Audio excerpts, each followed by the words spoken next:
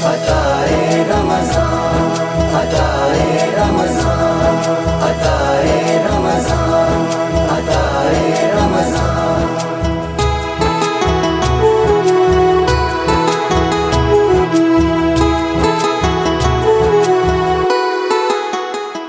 حقیقت میں وہ لطف زندگی پایا نہیں کرتے جو یاد مصطفیٰ سے دل کو بہلایا نہیں کرتے۔ السلام علیکم ورحمۃ اللہ وبرکاتہ۔ میں ہوں آپ کا ہوسٹ راؤ ناصر علی جہانگیر، اور آپ دیکھ رہے ہیں روزانہ کی طرح یہ ایمان افروز نشریات عطائے رمضان۔ ناظرین کرام، آج میں مولا علی کے قول سے اپنی گفتگو کا آغاز کروں گا۔ خدا کی قسم، اس دنیا میں جب بھی مصیبتوں نے ڈیرا ڈالا، جب بھی آفتوں نے گھیرا، اور جب بھی مسلمانوں پر مشکلات آئیں، تو مولا علی کے یہ فرمان جو ہیں ہماری زندگیوں میں ایسے روشنی کرتے چلے گئے کہ ہم کہتے ہیں کہ پھر مسلمانوں کو کہیں بھٹکنے کی ضرورت نہیں ہے۔ مولا علی فرماتے ہیں کہ جب حالات بہت زیادہ آپ کو لگے خراب ہو رہے ہیں، تو پھر اپنی اولاد کی جو تربیت ہے وہ آنے والے حالات اور ان چیلنجز کو سامنے رکھ کے کریں۔ آج جس دور میں ہم اور آپ زندہ ہیں ناظرین کرام، اب وہ دور آ گیا ہے جس کے بارے میں ہم احادیث میں مسلسل اور تواتر سے پڑھتے آ رہے تھے، اور یہ چیزیں ہم دیکھتے آ رہے تھے، اور ہم کہتے تھے اچھا یہ دور بھی آئے گا، اچھا یہ دور بھی آئے گا۔ لیکن اب ناظرین کرام، اس فتنوں کے دور میں ہم اور آپ سانس لے رہے ہیں، جن فتنوں کا ذکر احادیث میں آیا۔ اور اب میرے جتنے بھی سوشل میڈیا کے پیج یا پرانی 10 سال پرانی بھی جو میری ویڈیوز ہیں، اس میں یہ بات ایک تواتر سے میں کرتا آ رہا تھا کہ ہمیں چیلنجز سے نمٹنے کے لیے اپنے آپ کو تیار کرنا ہوگا، اپنی تیاری کرنی ہوگی، کیونکہ اب جو حالات ہیں، اب جو واقعات ہیں، اب جو چیزیں ہیں ناظرین کرام، وہ بالکل کھل کر سامنے آ چکی ہیں، اور دنیا کا پورا یہ نقشہ اور منظرنامہ بدل چکا۔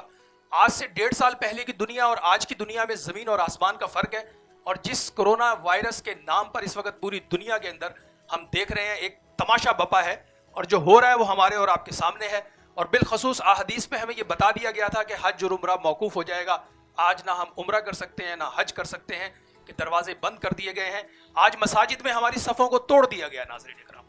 اسی ایس او پیز کے نام پر فاصلے، جبکہ ہر نماز کے اندر آقا علیہ الصلوۃ والسلام نے صفوں کو درست کرنے کا خصوصی طور پر امت کو حکم دیا اور فرمایا کہ اپنی صفیں سیدھی رکھیں۔ آج صفیں ٹوٹ گئی ہیں ناظرین کرام۔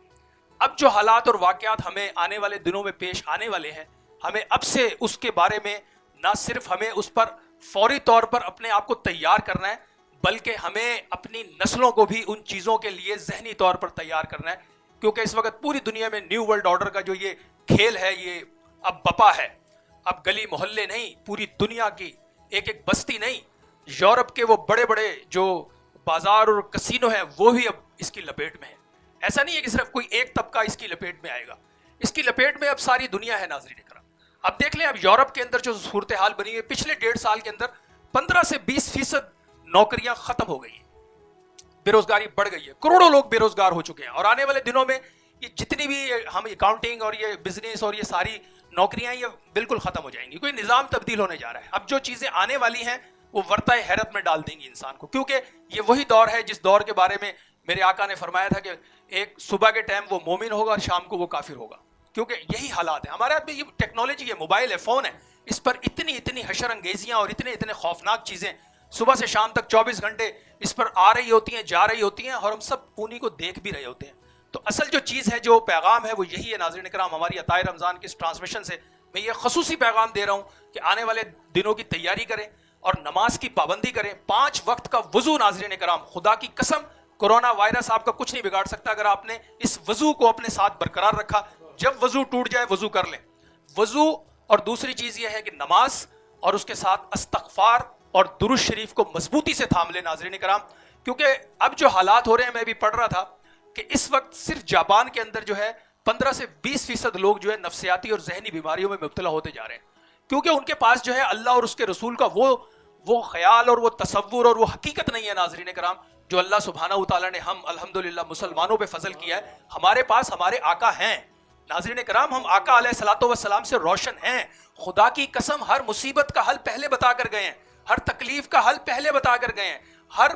دشمن کا مقابلہ کیسے کرنا ہے سب بتا کر گئے ہیں۔ صرف ان چیزوں کو یاد کر کے اپنی زندگی میں لانا ہے، اور اپنی زندگیوں کو ہم نے اب ان مصیبتوں سے ٹکرانا کیسے ہے، کیونکہ آنے والے دنوں کے جو حالات ہیں ناظرین کرام وہ بہت ہی یوں سمجھ لیجئے کہ بڑے آزمائش والے حالات ہیں جو اب چونکہ اب اس وقت جو طاغوت ہے ناظرین کرام اس کا جو گھیرا ہے وہ پاکستان پر ہے، کیونکہ وہ لیبیا کو، ایران کو، عراق کو اور بے شمار ہمارے دیگر ممالک جو مسلم ممالک ہیں بالخصوص شام کو وہ تہ و بالا کر چکا، وہاں اس نے اپنا کھیل کھیل لیا، اب نشانہ پاکستان ہے۔ تو ہم پاکستانی ہیں اور ہم پر اللہ سبحانہ و تعالیٰ کا یہ اتنا بڑا فضل ہے کہ ہم اس خوش نصیب قوم میں سے ہیں، اس خوش نصیب امت میں سے ہیں کہ جس ملک کی جانب آقا علیہ الصلوۃ والسلام آج سے 1500 سال پہلے منہ کر کے مسکرایا کرتے تھے، اور صحابہ پوچھتے تھے کہ یا رسول اللہ صلی اللہ علیہ وآلہ وسلم ہمارے ماں باپ آپ پہ قربان، آپ اکثر ہند کی طرف منہ کر کے مسکراتے ہیں، تو اس میں کیا حکمت ہے؟ تو آقا علیہ الصلوۃ والسلام اپنے صحابہ کو فرماتے تھے کہ اس خطے سے مجھے اپنے عاشقوں کی خوشبو آتی ہے۔ تو مقصد کہنے کا یہ ہے کہ یہ جو گھڑیاں اب شروع ہونے جا رہی ہیں، ان رمضان کی گھڑیوں میں بھی مضبوط کریں اپنے آپ کو، استغفار کی کثرت، اور آنے والے دور اور چیلنجز سے نمٹنے کے لیے اپنے معاملات درست کر لیں۔ یہ جو دلوں میں ہم کھوٹ لے کے پھر رہے ہیں اس کو نکال دیں، بہت کھیل ہو گیا، بہت تماشا ہو گیا۔ اب وہی بچے گا جو خالص للہیت کے جذبے سے کھڑا ہو کر اللہ سبحانہ و تعالیٰ کو پکارے گا، اور باقی یہ جو ادھر ادھر ہے نا جی، روزہ تو رکھا ہے لیکن کم بھی تول رہے ہیں، روزہ تو رکھا ہے لیکن جھوٹ بھی بول رہے ہیں، روزہ تو رکھا ہے لیکن جو ہے غلط بیانیاں بھی کر رہے ہیں، روزہ تو رکھا ہے لیکن ہیرا پھیری بھی کر رہے ہیں، اب تک تو یہ چل گیا، لیکن اب جو آگے آنے والے حالات ہیں، یہ میں بھی نہیں کہہ رہا، یہ بھی میں بتا دوں، یہ ایک بہت بڑے اللہ کے ولی ہیں، ان سے میری بات ہو رہی تو انہوں نے فرمایا کہ اب نظام لپیٹا جا رہا ہے، بچے گا صرف وہی جو اللہ سبحانہ و تعالیٰ سے اپنے آپ کو جوڑ لے گا، اپنے آپ کو گرا دے گا، اپنے آپ کو اللہ کی بارگاہ میں رو رو کے گڑ گڑا کر اپنے گناہوں کی معافی مانگے گا،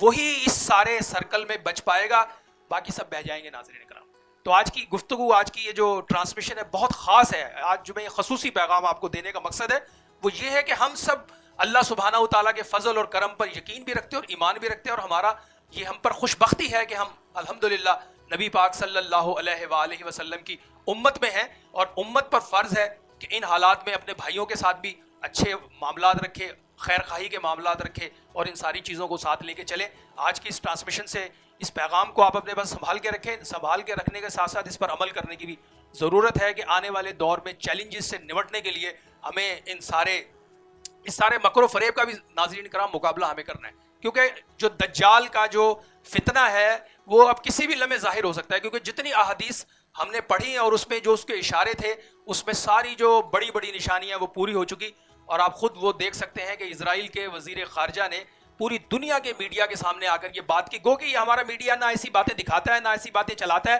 کیونکہ ان کا کام ہی نہیں، وہ فرصت ہی نہیں ہے ان کو ناچ گانے ڈانس اور فحش کاموں سے، ان کو فرصت ہی نہیں ہے، وہ لگے ہوئے اپنے کاموں کے، بس بھائی یہ دکھا دو، ریٹنگ بڑھا لو، بھائی ریٹنگ تبھی ہوگی نا جب یہ دنیا ہوگی، ریٹنگ تو تبھی آپ لے کے نا، آپ دنیا کی زندگی میں سوائے جو ہے وہ شر بونے کے، آخرت کی بربادی کے اور کوئی کام ہی نہیں کر رہے، اور ساتھ اپنے بہت سارے لوگوں کو بھی آپ اس کے اندر جو ہے ملوث کر رہے۔ جو اسرائیل کا وزیر خارجہ آپ دیکھ لیں، کسی چینل نے یہ جو ہے ان کی پریس کانفرنس نہیں دکھائی جب اس نے آگے پوری دنیا کو کہا کہ یہ جو وائرس ہے اس کا علاج صرف ہمارے مسیح دجال کے پاس ہے، اور جو ہمارے مسیح دجال کو مانے گا ہم اس کو اس کی ویکسین دیں گے۔ اس پریس کانفرنس کو ہوئے آج 368 دن گزر چکے ہیں، یعنی ایک سال پورا گزر گیا۔ پچھلے سال انہی دنوں میں اپریل میں یہ اسرائیل کے وزیر دفاع نے پریس کانفرنس کی تھی، اور نیوز ویک سے لے کے واشنگٹن پوسٹ نے اس کو رپورٹ کیا تھا، اگر نہیں رپورٹ کیا تو ہمارے چینلز نے رپورٹ نہیں کیا، باقی سب جگہ یہ بات پھیل گئی ہے، اور وہ باقاعدہ اب اس کی تیاری میں ہے۔ اور ایک بات اور ہمیں ذہن میں رکھنی چاہیے ناظرین کرام کہ اسرائیل نے پوری احادیث مبارکہ اپنے سامنے رکھی ہوئی ہیں، آپ دیکھیں اس میں نبی پاک صلی اللہ علیہ وسلم نے فرمایا غرقت کا درخت ایک ایسا درخت ہوگا جو یہودیوں کو پناہ دے گا، انہوں نے سارے وہاں سے باقی درخت ہٹا دیے، 1 کروڑ سے زیادہ غرقت کے درخت لگا دیے۔ اب آپ مجھے بتائیں ہم اور آپ کہاں کھڑے ہوئے ہیں؟ ہم تو ایک دوسرے کے گربان پکڑنے سے ہمیں فرصت نہیں ہے، ایک دوسرے پہ الزام لگانے سے فرصت نہیں ہے، ایک دوسرے کی غیبت کرنے سے فرصت نہیں ہے۔ تو اللہ تعالیٰ سے دعا کرتے ہیں